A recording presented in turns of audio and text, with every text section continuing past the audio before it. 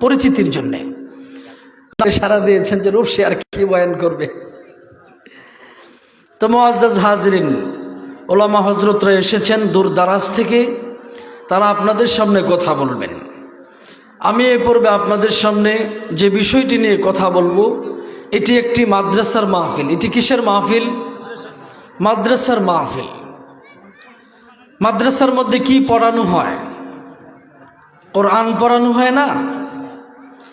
আজকের এই মাদ্রাসার মধ্যে যেই বাচ্চাগুলো কোরআন পড়ছে, দ্বীনের ইলম শিক্ষা অর্জন করছে, তাদের মানসা, তাদের দাম কত, এটা কি আপনারা জানেন? এই পৃথিবীর মধ্যে যত মানুষ আল্লাহ তাআলা সৃষ্টি করেছেন, এই ক্ষেত্রে মুসলমান, ইহুদি, খ্রিস্টান, নাসারা, হিন্দু, আর্য, অনার্য, নাগা, কুকি, গারো, সাঁওতাল, খাসিয়াল, সকল ধর্ম সম্প্রদায়ের মানুষ হওয়ার জন্যে আল্লাহ তাআলার কাছে এক্সেপশনাল মানুষের একটা দাম আছে। যত মাখলুক আল্লাহ তাআলা এই পৃথিবীতে সৃষ্টি করেছেন, তার মাধ্যমে আল্লাহ তাআলা শ্রেষ্ঠ মর্যাদাসীন করেছেন মাখলুকের মধ্যে আল্লাহর ঘোষিত ওয়ালাকাদ কাররামনা বানি আদম, আদম সন্তান অর্থাৎ মানুষ হওয়ার জন্যে আল্লাহ তাআলা মাখলুকের মধ্যে সর্বসেরা মর্যাদাসীন করেছেন। তো মানুষের মধ্য থেকে আল্লাহ তাআলা, আল্লাহর দৃষ্টিতে শ্রেষ্ঠ মর্যাদাসীন হচ্ছে তারা যারা হচ্ছে আল্লাহর দলের লোক, আল্লাহর দলের মানুষ।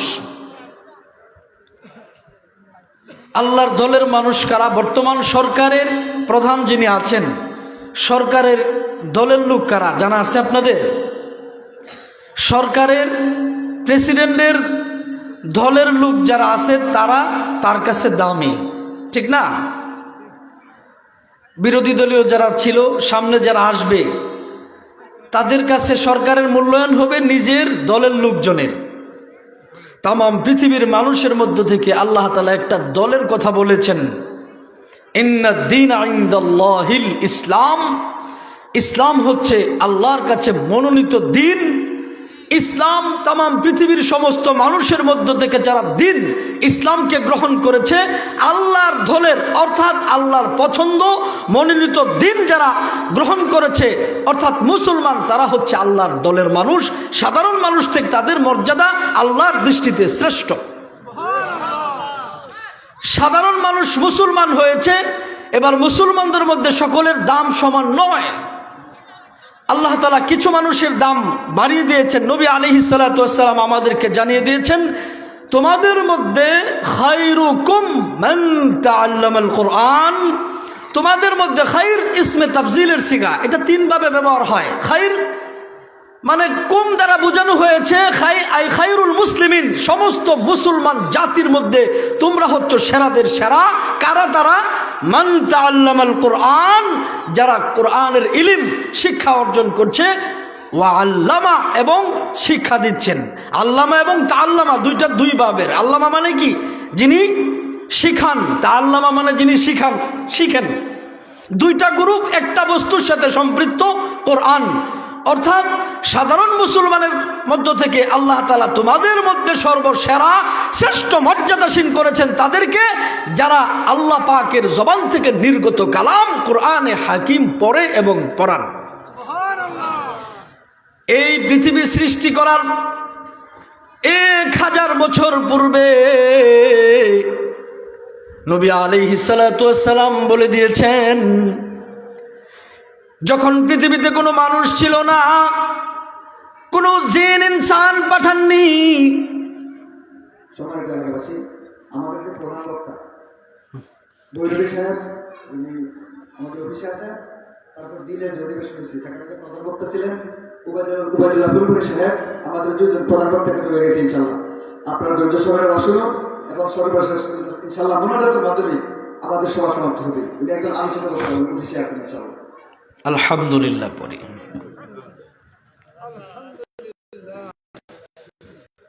যে কথা বলছিলাম, এই পৃথিবী সৃষ্টির 1000 বছর আগে আল্লাহ তাআলা তার জবান থেকে সূরা তাহা, সূরা ইয়াসিন পড়েন। ফেরেশতাদের সামনে সকল ফেরেশতারা চিৎকার দিয়ে বলে উঠলেন, আল্লাহু আকবার। কতই না সৌভাগ্যবান জাতি তারা হবে যাদের প্রতি আল্লাহ পাকের এই কালাম নাজিল হবে। কতদিন পূর্বে? এখন থেকে 1000 বছর পূর্বে, নাকি এই পৃথিবী সৃষ্টির 1000 বছর পূর্বে? এই পৃথিবী সৃষ্টির 1000 বছর পূর্বে আল্লাহর জবান থেকে সূরা তাহা, সূরা ইয়াসিন বলেন, আমরা যেটা পড়ি এটা হচ্ছে তেলাওয়াত, আল্লাহর জবান থেকে নির্গত যেটা এটা তেলাওয়াত হয় না। আল্লাহ পাক বলেন, কি বলেন? সূরা তাহা, সূরা ইয়াসিন। ফেরেশতারা তাজ্জব হয়ে গিয়েছেন, তারা বলতে আরম্ভ করেছেন, কতই না সৌভাগ্যবান জাতি তারা হবে যাদের প্রতি আল্লাহ পাকের জবান থেকে নির্গত কালাম নাজিল হবে। 1 নাম্বার। দ্বিতীয়বার বলেছেন, কতই না সৌভাগ্যবান জাতি তারা আল্লাহর কোরআন পড়ার মতো সৌভাগ্য অর্জন করবে। 3 নাম্বার, কতই না সৌভাগ্যবান জাতি তারা হবে ইন্নামাল ইলমু নূরুন ইউকযাফু ফিল কলব, নিশ্চয় কোরআনটা হচ্ছে নূর, আল্লাহর পক্ষ থেকে বান্দাদের সিনার মধ্যে আল্লাহ তাআলা আত্মস্থ করাবেন, অর্থাৎ কোরআনের হাফেজ বানাবেন। তারা কতই না সৌভাগ্যবান জাতি হবে। তাহলে হাফেজে কোরআন যারা এখানে কোরআন শিখছেন, কোরআন পড়ছেন, মূলত তাদের ভাগ্য নির্ধারণ এই পৃথিবী সৃষ্টির 1000 বছর পূর্বেই আল্লাহ তাআলা করে দিয়েছেন। ঠিক না ভাই? ঠিক। এটা কোরআনের জন্যে মনে রাখতে হবে, এই পৃথিবীতে যত কিতাব দুনিয়াতে এসেছেন, যত আম্বিয়া কেরামের কাছে আল্লাহ তাআলা সহিফা, তাওরাত, জবুর, ইনজিল পাঠিয়েছেন, এক্সেপশনাল হচ্ছে কোরআন। কোরআনকে যদি আমরা 4 দিকে নিসবত করে 4টি পরিচয় তুলে আনি, তাহলে এভাবে বলতে হয়, কোরআন এটা আল্লাহর জবান থেকে নির্গত কালাম, এটি আল্লাহর কালাম। কোরআন আল্লাহর জবান থেকে নির্গত কালাম, ফেরেশতারা লিপিবদ্ধ করে লৌহে মাহফুজে সংরক্ষিত রেখেছেন। এই জন্য কোরআন আসমানি কিতাব। এই কোরআন আমাদের নবীজি মুহাম্মদুর রাসূলুল্লাহ সাল্লাল্লাহু আলাইহি ওয়াসাল্লামের সাথে যদি যুক্ত হয়, আমাদের নবীর শ্রেষ্ঠতম মুজিজা। আর এই কোরআন যখন আমাদের সামনে যুক্ত হয়, আমাদের সাথে নিসবত হয়, আমাদের একমাত্র জীবন বিধান হচ্ছে কোরআন। নবী আলাইহিস সালাতু ওয়াস সালাম বলেন, মান জাআলাল কুরআনা আমামাহু কাদাহু ইলাল জান্নাহ। কোন মানুষ যদি কোরআনটাকে সামনে রাখে, কোরআনের আইন কানুন দ্বারা তার ব্যক্তি জীবন পরিচালনা করে, ওয়ামান জাআহু ওয়ারাআ যাহরিহি সাকাহু ইলান নার। এই কোরআন তাকে জান্নাত পর্যন্ত পৌঁছে দেবে। অর্থাৎ যে সব বাচ্চারা কোরআন পড়ছেন, কোরআনের জ্ঞান অর্জন করছেন, পৃথিবী সৃষ্টির 1000 বছর পূর্বে আল্লাহ তাআলা তাদের ভাগ্যকে নির্ধারণ করে দিয়েছেন। মিশকাতের সরা মিরকাতের মধ্যে মোল্লা আলী কারি রহমাতুল্লাহি আলাইহি বলেন, 4 শ্রেণীর মানুষকে আল্লাহ তাআলা বিনা হিসাবে জান্নাত দিবেন। আল্লাহু আকবার বলেন, আরো জোরে চিল্লায় বলেন আল্লাহু আকবার।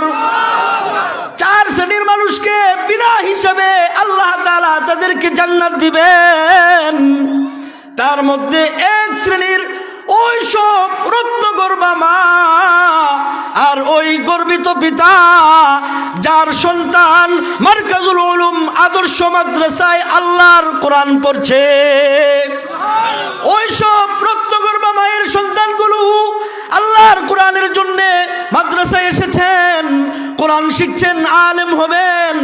এমন একজন আলেম যার সন্তান হাফেজ হয়ে যায়, আলেম হয়ে যায়, এর বাবা মা বিনা হিসাবে আল্লাহর জান্নাতের মালিকানা পাওয়া যায়।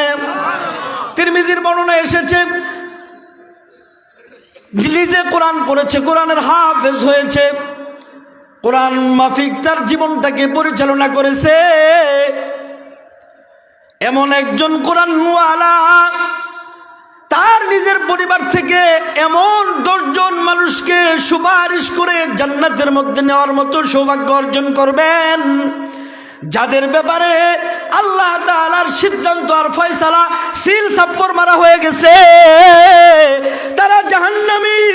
ওই সব 10 জন মানুষকে সুপারিশ করে জান্নাতে নেওয়ার মতো সৌভাগ্য অর্জন করবেন একজন কোরআনের হাফেজ। এই জন্য যাদের সন্তান কোরআনের হাফেজ হচ্ছে, এদের মাই মূলত আসল রত্নগর্ভা মা। ঠিক না বেঠিক? জেনা করে জাহাঙ্গীরনগর বিশ্ববিদ্যালয়ে সেঞ্চুরি করছে, এটা নিয়ে বড় গর্ববোধ করে। ক্রিকেট খেলায় নাম করে ফেলেছে, গান বাজায়া গান বাদ্য বলে নিজের নাম গিনেস বুকে লেখায় ফেলেছে। তাকে বলে রত্নগর্ভা মা? না না, রত্নগর্ভা মা হচ্ছেন ওই মা যেই মায়ের সন্তান আল্লাহর কোরআনের হাফেজ হয়ে যায়। 1 নাম্বার ক্যাটাগরি, যেই সন্তানগুলো আলেম হয়ে যায়, হাফেজ হয়ে যায়, এই মর্যাদাটা তো তার ময়দানে মাশরে ওই সব রত্নগর্ভা মায়ের সন্তানগুলো আলেম হওয়ার কারণে দাউরুহু আদওয়াউ মিন নূরিশ শামস লাউ কানাত ফি বুয়ুতিকুম। আল্লাহ রাব্বুল আলামিন ওই সব হাফেজ আলেমদের পিতা মাতার মাথার মধ্যে নূরের মুটুক পরিধান করাবেন, না আলোটা সাদা না লাল, স্বর্ণ খচিত গোল্ডেন কালারের এমন নূরের মুটুক পরাবেন হাফেজ আলেমদের পিতা মাতার মাথার মধ্যে।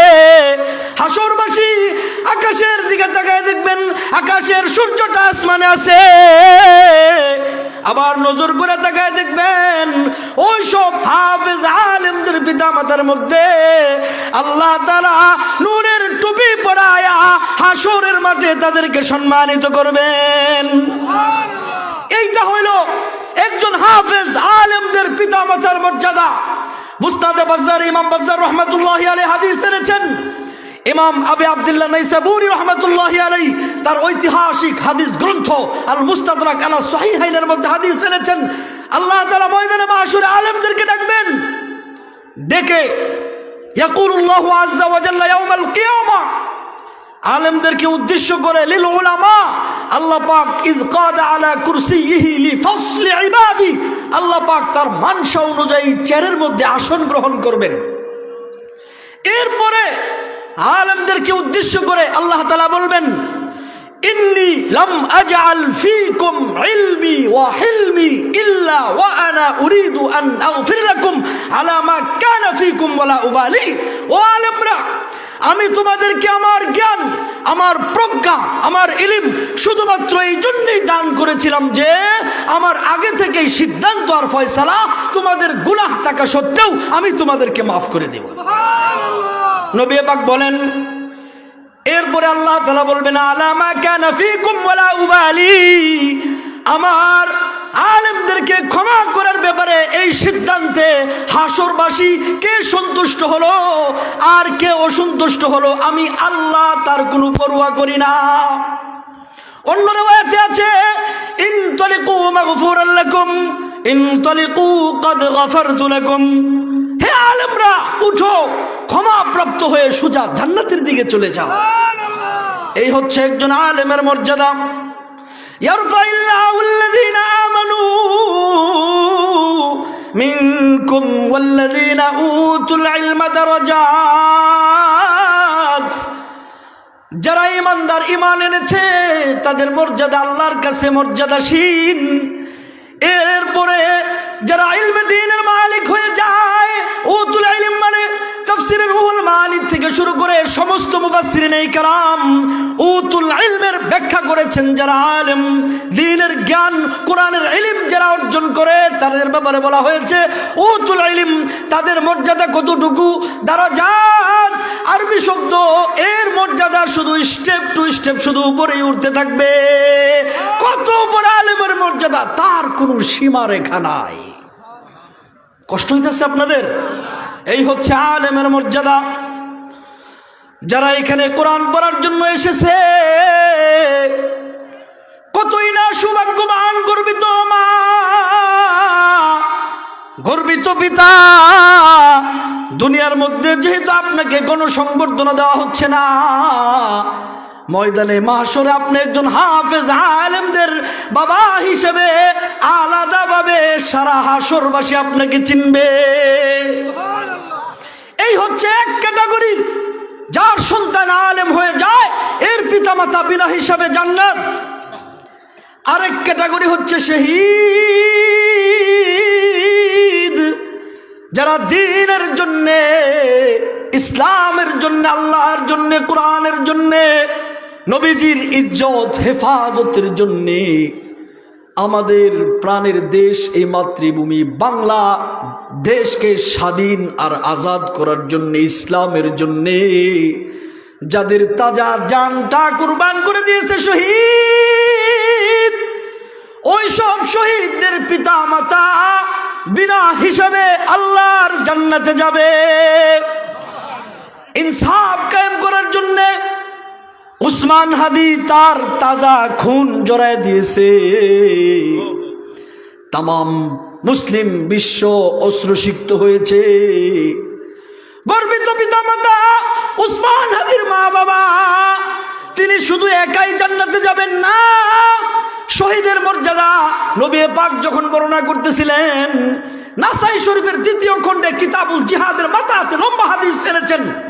একজন শহীদের মর্যাদা নবী পাক যখন বর্ণনা করতেছিলেন, এইভাবে দেখাচ্ছিলেন একটা শহীদের জান্নাতটা এত বড় হবে, এত বড় হবে, হাত্তা সাকাতাত কালানসুয়াতুহু মিন রাসিহি, নবীজির টুপি মুবারক পিছন থেকে পড়ে গেছে।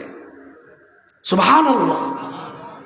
তো একজন শহীদ তিনি তো জান্নাতে যাবে, তার পিতামাতা বিনা হিসাবে আল্লাহর জান্নাত পাওয়া যাবে।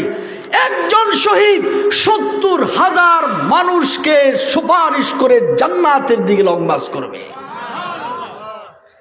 এই জন্য সাহাবায়ে কেরাম যখন নবী পাকের সাথে যুদ্ধে গেছে ইসলামকে বিজয় করার জন্য, সাহাবায়ে কেরামের সন্তানদেরকে দিয়া দিছে।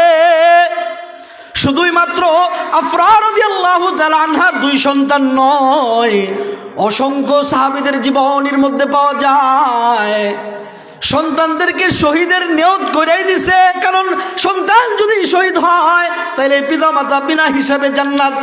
সাহাবায়ে কেরামের সন্তানগুলো যখন শহীদ হয়েছে, আল্লাহর কসম তারা রুনাজারি হাই হুতাশ বিলাপ পারে নাই, বিলাপ পারে নাই। সন্তানের জন্য বিনিময়ে তারা আল্লাহর জান্নাত কিনে নিয়েছে।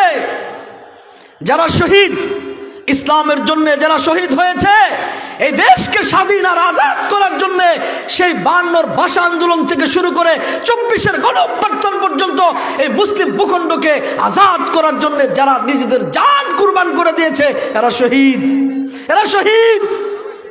এই শহীদদের পিতামাতা বিনা হিসাবে জান্নাতি। আরেক শ্রেণীর বাবা মা বিনা হিসাবে জান্নাত পাবে, যেই বাবা মার সন্তান নাবালেগ অবস্থায় পানিতে পড়ে মারা গেছে, অ্যাক্সিডেন্ট করে মারা গেছে, নিউমোনিয়া হয়ে মারা গেছে, এমনিই মারা গেছে, অর্থাৎ অপ্রাপ্ত বয়স্ক শিশু, মায়ের কলিজা ছেঁড়া ধন দুনিয়ার থেকে আল্লাহ নিয়ে গেছেন। ওই সব পিতা মাতা যদি সবর ইখতিয়ার করে, ওই পিতা মাতাকে বিনা হিসাবে আল্লাহ তাদেরকে জান্নাত দিবে। আরেক শ্রেণীর পিতা মাতা হচ্ছেন কিছু মায়ের সন্তান দুনিয়ার মধ্যে আগমন করে, বিকলাঙ্গ হয়ে আগমন করে, একটা হাত নাই, একটা পা নাই, নাক কাটা, ঠোঁট ফাটা, কানে শুনে না, প্রতিবন্ধী আছে না নাই? যেই মায়ের সন্তান প্রতিবন্ধী, পাগল, মস্তিষ্কের ভারসাম্যহীন, তাকে নিয়ে আমরা ধর্ম দেখি, তাচ্ছিল্যের অট্ট হাসি হেসে দেই, আল্লাহ তাআলা তাকে গজব দিয়েছেন, আমরা এটা বলি না। আল্লাহ তাআলা ওই মায়ের সন্তান বিকলাঙ্গ দিয়েছেন, ঠোঁট কাটা দিয়েছেন, নাক ফাটা দিয়েছেন, পাগল সন্তান দিয়েছেন, শুধুমাত্র ওই পিতামাতাকে বিনা হিসাবে জান্নাত দিবেন বলে। আপনারা কি দেখছেন? সন্তান পাগল, মা তাকে গলা টিপে হত্যা করেছে, এমন আসেনি? পাগল মস্তিষ্কের ভারসাম্যহীন সন্তানটাই মায়ের কাছে রাজপুত্র, ঠিক না বে ঠিক? সে যদি 80 বছরও বেঁচে যায় তার কোনো গুনাহ নাই, কি নাই? গুনাহ নাই। সে জান্নাতে যাবে, তার পিতা মাতাকে বিনা হিসাবে জান্নাতে পাঠাবে। এই তো আমার আলোচ্য বিষয় ছিল কোরআন। আমি সেই বিষয়ে আমি আলোচনা শেষ করে দিচ্ছি। কোরআনকে আমরা চারদিকে নিসবত করে 4টি পরিচয় তুলে আনতে পারি। কোরআন যখন আল্লাহর জবান থেকে নির্গত কালাম, এটি আল্লাহর সাথে নিসবত হয়, এটি আল্লাহর কালাম। কালাম এবং কিতাবের মধ্যে অনেক পার্থক্য আছে, অনেক বড় একটা পার্থক্য আছে। কালাম বলা হয় মুখে উচ্চারিত বক্তব্যকে, আর কিতাব বলা হয় কলমে লিখনিকে। মনে রাখতে হবে, অতীতের যত কিতাবাদি এসেছে, যত আসমানি কিতাব এসেছে,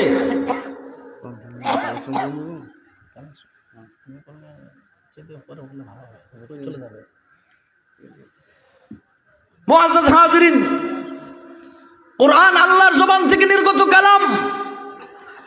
এটি আল্লাহর সাথে নিসবত হলে এটি আল্লাহর কালাম। কালাম এবং কিতাবের মধ্যে যে পার্থক্যটা আছে, অতীতের যত কিতাব আছে তাদের ধর্মীয় অনুসারীরা তাদের কিতাবের মধ্যে পরিবর্তন করেছে, সংযোজন বিয়োজন করেছে, কাটছাঁট করেছে। কিন্তু কোরআন নাজিল হওয়ার পর থেকে কিয়ামত পর্যন্ত পৃথিবীর কোনো শক্তি, মহাশক্তি, অপশক্তি আল্লাহর কোরআনের একটি নোক্তাকে পরিবর্তন করার কোনো যোগ্যতা রাখে? অবিকৃতভাবে আছে। এই কোরআন হচ্ছে জিন্দা। আর এই কোরআন যখন নবী পাকের সাথে নিসবত হয়, এটি নবী আলাইহিস সালাতু ওয়াস সালামের জীবনের শ্রেষ্ঠতম মুজিজা। এই কোরআন যখন আসমানের সাথে যুক্ত হয়, আল্লাহর জবান থেকে নির্গত কালাম, ফেরেশতারা লিপিবদ্ধ করে লৌহে মাহফুজে রেখেছেন, এই জন্য এই কোরআন আসমানি কিতাব। এই কোরআন যখন আমাদের সাথে যুক্ত হয়, আমাদের একমাত্র জীবন বিধান হচ্ছে কোরআন। ঠিক না ভাই? ঠিক। 1857 সনে ভারতবর্ষে ইংরেজদের বিরুদ্ধে একটি গণ আন্দোলন হয়েছিল। আপনারা কি জানেন? গণ আন্দোলন হয়েছিল, গণ অভ্যুত্থান হয়েছিল। সেই সময়ে 61-র মাঝামাঝি এই সময়ের মধ্যে ভারতবর্ষের মানুষরা তদন্ত করে দেখলো জিহাদের জন্য মুসলমানরা কিভাবে সামনে বাড়ে, নিজেদের জান কুরবান করে দেয় কেন। তদন্ত করে রিপোর্ট পাইলো উম্মতের উলামায়ে কেরাম আল্লাহর কোরআন থেকে জিহাদের বক্তব্য মানুষের সামনে উন্মোচন করেছেন।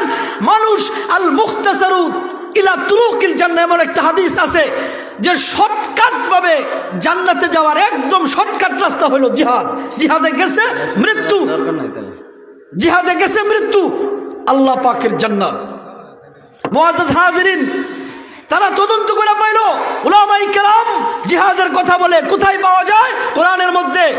57 থেকে 61 পর্যন্ত অসংখ্য ভারতবর্ষে উলামায়ে কেরামদেরকে হত্যা করা হয়েছে, কোরআনের হাফেজদেরকে হত্যা করা হয়েছে। 1861 খ্রিস্টাব্দে সেই ভারতবর্ষে তাম দেশের থেকে কুড়িয়ে 3 লক্ষ আল্লাহর কোরআনের কপিকে জ্বালিয়ে দিয়েছে। পাশাপাশি অসংখ্য কোরআনের হাফেজকে শহীদ করা হয়েছে। আপনারা জানেন, সোভিয়েত ইউনিয়ন যখন রাশিয়া দখল করেছিল, রাশিয়ার মুসলমানদের কাছে আল্লাহর কোরআন ছিল না। মসজিদগুলোকে আস্তাবল বানিয়ে দেওয়া হয়েছিল, নামাজ পড়ার জন্য মসজিদ ছিল না। কিন্তু আল্লাহর মেহেরবানিতে বর্তমান সময়ে সেই রাশিয়ার মধ্যে লক্ষ লক্ষ কোরআনের হাফেজ তৈরি হয়েছে। এই কোরআনের হাফেজ, এটি আল্লাহ তাআলা মাহফুজ করবেন। এই সেই 1861 খ্রিস্টাব্দে যখন কোরআন পুড়িয়ে দেওয়া হয়েছিল, হাফেজদেরকে হত্যা করা হয়েছিল। 1866 খ্রিস্টাব্দে নবীজি মুহাম্মদুর রাসূলুল্লাহ সাল্লাল্লাহু আলাইহি ওয়াসাল্লামের স্বপ্নের মাধ্যমে সেই হিন্দুস্তান দারুল উলুম দেওবন্দ মাদ্রাসা প্রতিষ্ঠিত হওয়ার কারণে तमाम পৃথিবীতে এই মারকাজুল উলুম আদর্শ মাদ্রাসা ওইসব শিক্ষা প্রতিষ্ঠানের মাধ্যমে तमाम পৃথিবীতে কোটি কোটি কোরআনের হাফেজ তৈরি হয়েছে। ঠিক না ভাই? ঠিক। এই জন্য এই কোরআন, সেই ভারতবর্ষ এটাকে কোরআনওয়ালাদেরকে কোরআন জ্বালিয়েও এটাকে বন্ধ করতে পারেনি। কোরআন হেফাজত করা কোনো ব্যক্তির জিম্মাদারি নয়। আল্লাহ তাআলা বলেছেন, ইন্না নাহনু নাযালনা যিকরা ওয়া ইন্না লাহু লাহাফিজুন। আল্লাহ তাআলা এই কোরআনকে কি করেছেন? নাজিল করেছেন। হেফাজত কোনো ব্যক্তির জিম্মাদারি নয়, আল্লাহর কোরআন আল্লাহ হেফাজত করবেন। ঠিক না ভাই? ঠিক। মুআজ্জাজ হাজিরিন, লাহাফিজুনের ব্যাখ্যায় জমার মধ্যে ইসমে ফাইলের মধ্যে আবার জমার সিগা কেন আনছেন উলামায়ে কেরাম ব্যাখ্যা করেছেন যে এখানে আল্লাহ তাআলা ইঙ্গিত দিচ্ছেন যারা হাফেজে কোরআন তাদের মাধ্যমে আল্লাহ তাআলা এই কোরআনকে দুনিয়ার মধ্যে মাহফুজ রাখবেন। তো মুআজ্জাজ হাজরিন, আপনার সন্তান এই মাদ্রাসার মধ্যে কোরআন পড়ছে, হাফেজুল কোরআন হচ্ছে, আলেম হচ্ছে, কারা কারা চান আপনি একজন রত্নগর্বা মা হবেন, একজন গর্বিত পিতা হবেন, ময়দানে মাহশরে বিনা হিসাবে আপনি জান্নাত পান? কারা কারা চান? আল্লাহর কাছে দুটো হাত উঠিয়ে দেখান। আল্লাহ তুমি আমাদের সন্তানদেরকে হাফেজ আলেম হিসেবে কবুল করো, সকলে বলেন আমিন। আজকের এই মারকাজুল উলুম মাদ্রাসা তুমি কবুল মঞ্জুর করে নাও, সকলে বলেন আমিন। আল্লাহ তাআলা আমাদের সকলের সন্তানদেরকে আলেম হাফেজ হইবার মতো तमाम পৃথিবীর মধ্যে কোরআনের আলো জ্বালানোর মতো তৌফিক দান করেন, সকলে বলেন আমিন। হুজুর চলে এসেছেন, বহুত বড় আলেম এদিন।